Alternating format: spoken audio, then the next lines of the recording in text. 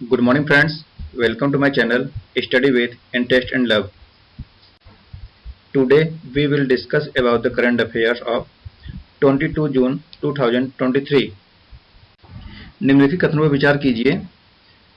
Statement 1, battle gauge Orion के तारामंडल में दूसरा सबसे चमकीला तारा है।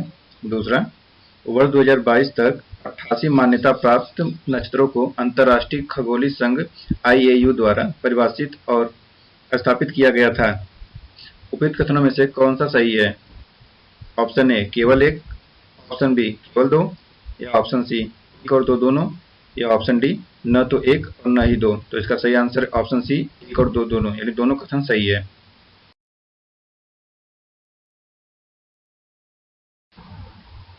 व्याख्या। ओरायन तारामंडल। तारामंडल अंतरिक्ष में वे क्षेत्र हैं जिसमें दृश्यमान तारों के एक समूह का कथित स्वरूप या रूपरेखा निर्मित होती है, जो सामान्यतः जानवर, पौराणिक विषय या निर्जीव वस्तुओं को प्रदर्शित करता है। ये विशेष सितारों की अवस्थिति का पता लगाने में खगोलविदों और नाविकों की मदद करते हैं। आधिकारिक तौर पर रात्रि के समय आकाश में मान्यता प्राप्त तारामंडलों की संख्या 88 है। इन नक्षत्रों को अंतर्राष्ट्रीय खगोलीय संघ IAU द्वारा परिभाषित और स्थापित किया गया था। नेक्स्ट क्वेश्चन, निम्नलिखित कथनों पर विचार कीजिए।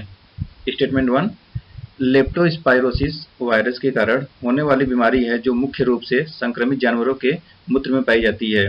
दूसरा, यह सिर दर्द, मांसपेशियों में दर्द, बुखार, फेफड़ों में रक्तस्राव या मेनिंजाइटिस जैसे लक्षण उत्पन्न कर सकती है। ऑप्शन 3, लेप्टोस्पाइरोसिस सामान्यतः मानव से मानव में नहीं फैलता है। उपर्युक्त कथनों में से कितने सही हैं? केवल एक कथन, केवल दो, या सभी तीन, या ऑप्शन डी इनमें से कोई भी नहीं। तो इसका सही आंसर है ऑप्शन बी केवल दो।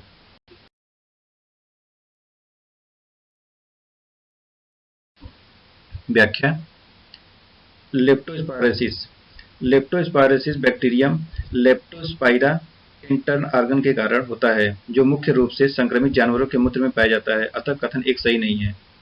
रोग के वाहक के रूप में जंगली और घरेलू जानवरों में जैसे कृंतक, मवेशी, सूअर और कुत्ते शामिल हैं। अतः दो कथन सही हैं।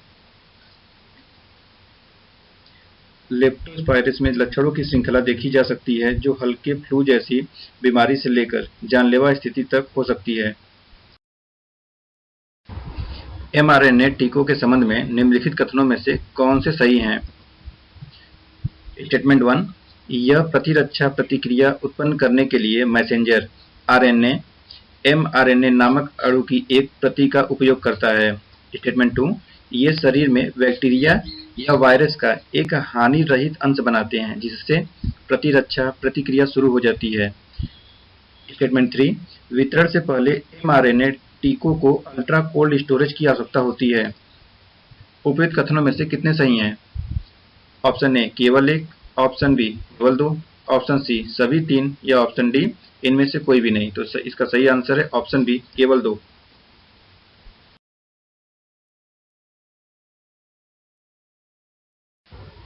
व्याख्या। mRNA टीके mRNA या मैसेंजर RNA का उपयोग करके कार्य करते हैं, जो कि अणु हैं और अनिवार्य रूप से DNA को सक्रिय रखते हैं। अतः कथन एक सही है। mRNA टीकों में बैक्टीरिया या वायरस का कोई भाग नहीं होता है, लेकिन केवल mRNA का एक अंश होता है जो वायरल प्रोटीन से मेल खाता है। अतः कथन दो सही नहीं है। नेक्स्ट क्वेश्चन, भारत में बलात्कार से संबंधित कानूनों के संदर्भ में निम्नलिखित कथनों पर विचार कीजिए।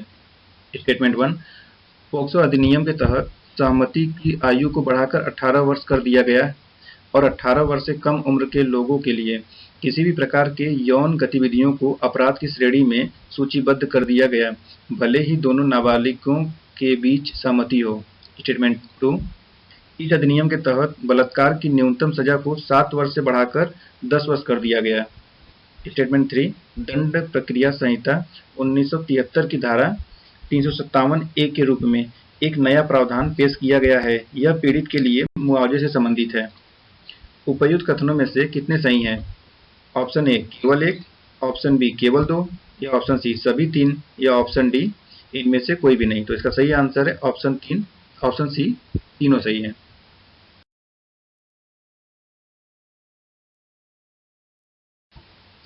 व्याख्या।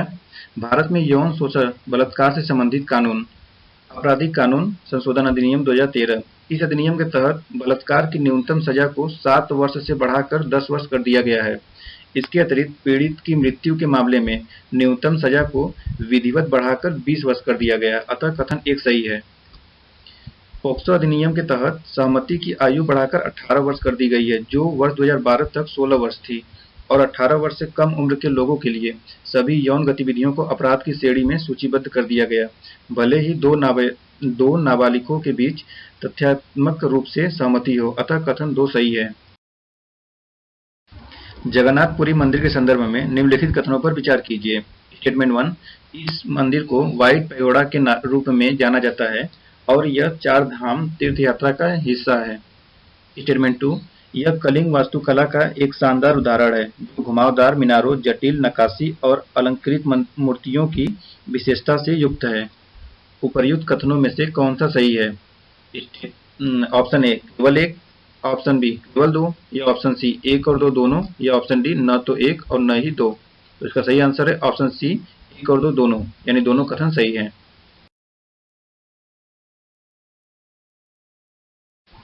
व्याख्या। जगन्नाथपुरी मंदिर। जगन्नाथपुरी मंदिर भारत के उड़ीसा राज्य में स्थित सबसे प्रभावशाली स्मारकों में से एक है। इस मंदिर को व्हाइट पैगोडा के रूप में जाना जाता है और यह 4 धाम तीर्थ यात्राओं बद्रीनाथ, द्वारिका, पुरी, रामेश्वरम एक हिस्सा है, अतः कथन एक सही है। यह कलिंग वास्तुकला का एक शानदार उदाहरण है, जो घुमावदार शिखर, जटिल नक्काशी और अलंकृत मूर्तियों की विशेषताओं के लिए विख्यात है, अतः कथन 2 सही है। व्हाइट पैगोडा जगन्नाथ मंदिर को कहते हैं, ब्लैक पैगोडा किसे कहते हैं? आप बताएं।